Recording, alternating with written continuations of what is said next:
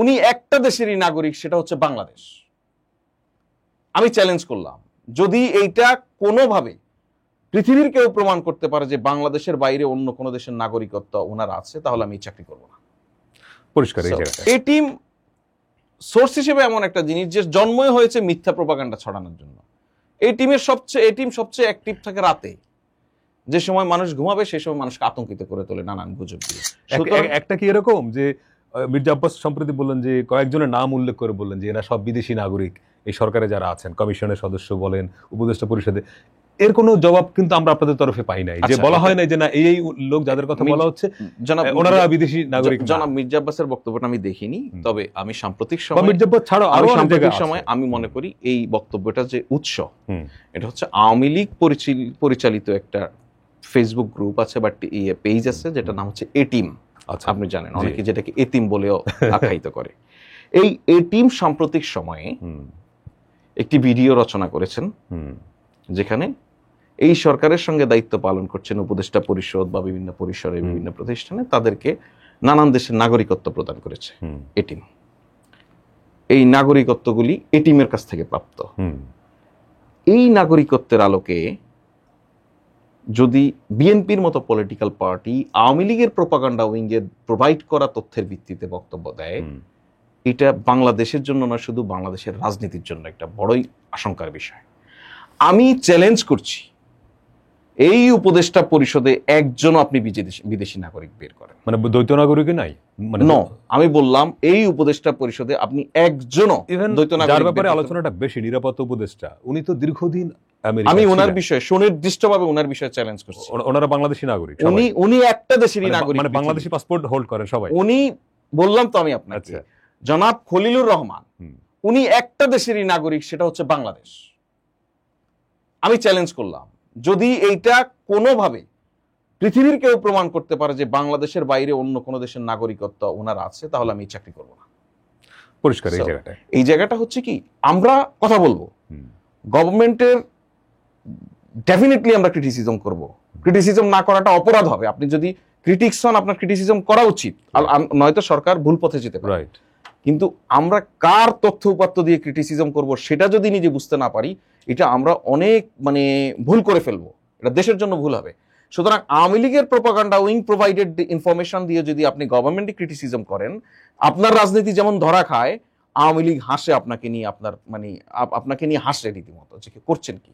Because আমি একটা জিনিস আপনাকে বলি, ধরুন আমি এখন যে কথা বলছি, আপনার এই ভিডিওটি যখন মানুষ দেখবে, আমি সবসময় বলি যে আমরা যখনই কথা বলি টেলিভিশনে বিশেষ করে, সেটা দুই শ্রেণীর মানুষ দেখে, দুই ধরনের মানুষ দেখে। এক ধরনের মানুষ হচ্ছে, আমি যে বিষয়ে কথা বলছি এই বিষয়ে তার জ্ঞান আছে, সুতরাং ওই বিষয়ে যদি আমি ভুলভাল কিছু বলি সে আমাকে নিয়ে হাসে। রাইট। আরেক ধরনের মানুষ হচ্ছে, এই আমরা যেটা নিয়ে কথা বলছি এটা দেখে সে শেখে, সুতরাং আমি যদি ভুলভাল কিছু বলি ওই মানুষটা ভুল শিখে। রাইট। সুতরাং আপনি একই সঙ্গে হাসির পাত্র এবং অপরাধী হয়ে যাওয়ার সুযোগ তৈরি করে আপনার বক্তব্য বয়ানের মধ্য দিয়ে। সুতরাং আপনি যেটা বলছেন, আপনার সেই তথ্য যদি সঠিক না হয়, আপনার সেই তথ্যের জায়গাটুকু যদি আপনি ভুল সোর্স থেকে নিয়ে তথ্য প্রোভাইড করেন, তাহলে আপনি একই সঙ্গে যে এই ভুল তথ্যটি তৈরি করেছে, মাথায় রাখবেন ভুল তথ্য কেউ কিন্তু এমনি এমনি তৈরি করে না, তার বৃহৎ উদ্দেশ্য রয়েছে। সো আপনি কার উদ্দেশ্য, কার পারপাস, আবার কিছু ধরেন ইনোসেন্ট ভুলও থাকে, না জানে সেটা হতে পারে, সেটা আমরা আলোচনাতেই ভুল করে ফেলতে পারি, সেটা তো ভুলের ঊর্ধ্বে তার কেউ নয়। এখন এটাও হতে পারে, ধরুন এই টিমের বানানো জিনিস আরো 13 হাত ঘুরে এমন এক লোকের মাধ্যমে এসে হয়তো একজন দায়িত্বশীল নেতার হাতে পড়েছে, যে দায়িত্বশীল নেতা ধারণাই করতে পারেন না যে এই লোক আমাকে ভুল তথ্য দিতে পারে, তার ভিত্তিতে। এবং উনি যখন বলেন তখন সাধারণ মানুষ মনে করে আচ্ছা উনি যেহেতু বলেছেন। হ্যাঁ, সুতরাং এই একটা বিপত্তি তো আছে। আরেকটা বিষয় আপনি দেখুন, সেই ক্ষেত্রে কি আপনাদের মনে হয় না যে এই যেসব গুরুত্বপূর্ণ ব্যক্তিদের বিষয়ে প্রশ্ন উঠছে, দেখুন আমরা একটা ক্লারিফিকেশন সরকারের দেওয়া উচিত। ক্লারিফিকেশন ধরেন সরকারের দেওয়া উচিত, আমরা কোন সোর্সের তথ্য দিয়ে ক্লারিফিকেশন দিব সেটাও একটা গুরুত্বপূর্ণ। আচ্ছা, সোশ্যাল মিডিয়া বলেন বা ইন্ডিয়ান মিডিয়া বলেন, আমরা যদি একেবারে মেইন স্ট্রিমের জিনিস না হয় সেটা ক্লারিফিকেশন করা অনেক ক্ষেত্রে আমাদের জন্য খুব রিস্কি হয়ে যায়, এই কারণে যে তাহলে আমরা প্রতিনিয়ত এই জিনিসই ফাইট করা লাগবে। ধরুন আওয়ামী লীগের প্রোপাগান্ডা উইং থেকে ছড়ানো একটা জিনিস যেটা এই টিম দিয়েছে, হ্যাঁ, এই টিমের একটা ভিডিও কন্টেন্ট, এটা আপনি হয়তো নিজেও দেখেছেন, সেটার যদি ক্লারিফিকেশন, এটা ক্লারিফাই করার প্রয়োজন বোধ করেন না? আমরা অবশ্যই মনে করি না যে এই টিমের জিনিস ক্লারিফাই করতে হবে কেন। আচ্ছা, কারণ না কিন্তু আপনি সাধারণ মানুষ তো এটা বিশ্বাস করছে, হয়তো করছে সেটা আমরা ভাবতে হবে এখন কি করা।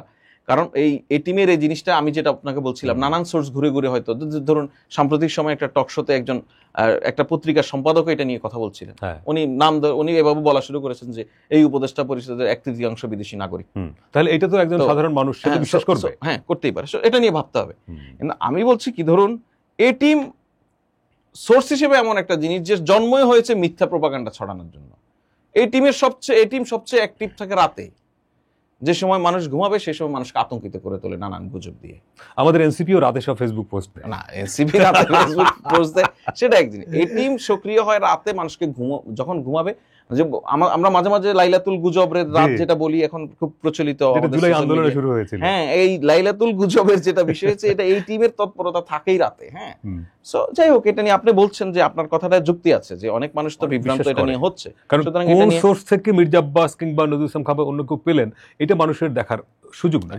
সে দেখবে যে আচ্ছা উনি যেহেতু, অথবা ধরেন সোশ্যাল মিডিয়া ইনফ্লুয়েন্সার অনেকে যারা ধরেন ইউটিউবের কারণে প্রচুর ফেমাস, তাদেরও কেউ কেউ কিন্তু এই প্রশ্নগুলো তুলেছেন, ফলে যাদের অনেকের মিলিয়ন ফলোয়ার্স, ফলে তারা যখন এটা বলেন তখন অনেকের মনে এই প্রশ্ন, আচ্ছা তাহলে সরকার ব্যাখ্যা দিচ্ছে না কেন? যদি যেহেতু ব্যাখ্যা দিচ্ছে না তার মানে সঠিক, প্রবলেমটা ওইখানে।